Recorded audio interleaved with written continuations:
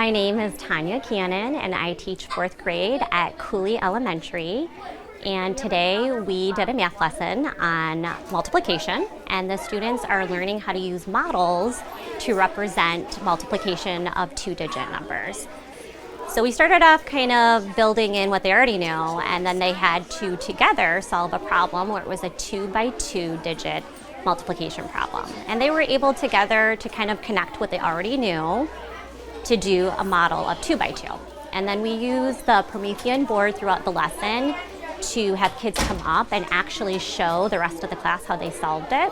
And then at the end of the lesson, they're going to have a chance to go onto their Chromebooks and self-assess themselves on Google Classroom.